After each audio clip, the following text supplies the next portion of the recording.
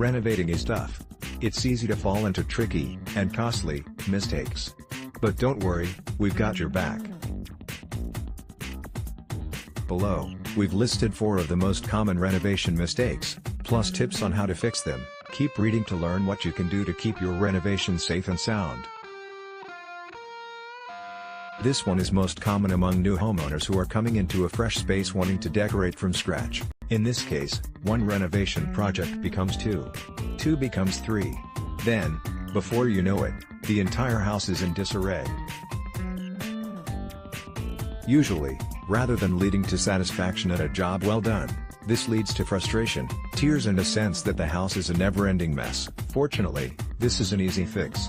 Instead of trying to tackle multiple home renovation projects at once, it's better to focus on one at a time. The reality is, renovating is stressful. Focusing all of your energy on one area keeps your house clean and your budget intact. Mistake number 2, going DIY. Without experience, there's no getting around it. Renovating is expensive. Couple the price tag of hiring a contractor and the prevalence of renovation shows on TV, and it's no surprise that most of us think that going DIY is the solution.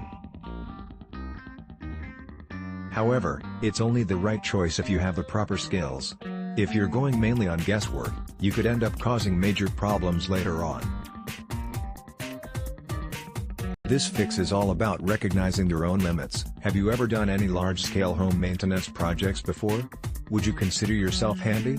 Do you have the specialized knowledge required to tackle tasks like electrical work and plumbing? If the answer is no to any of the above, do yourself a favor and bring in professionals. Collect this idea. Stay away from the lowest estimate. Image, Serene Hills. Mistake number 3, choosing the lowest estimate. When you decide to bring in professional help, one of the first things you should do is collect estimates from a handful of reputable contractors. Once the quotes finally come in, it can be tempting to go with the lowest one to try and save some money. However, that low cost is usually low for a reason. You may be cutting corners or missing out on some important services that are worth the extra expense. As for whose estimate you should choose, first look for any common numbers. If there's a number that keeps appearing, this is likely the true cost. From there, you can choose which contractor to go with based on research. Look into their bodies of work and any online reviews. Finally, if you're debating between 2 options, go with the one with whom you feel most comfortable.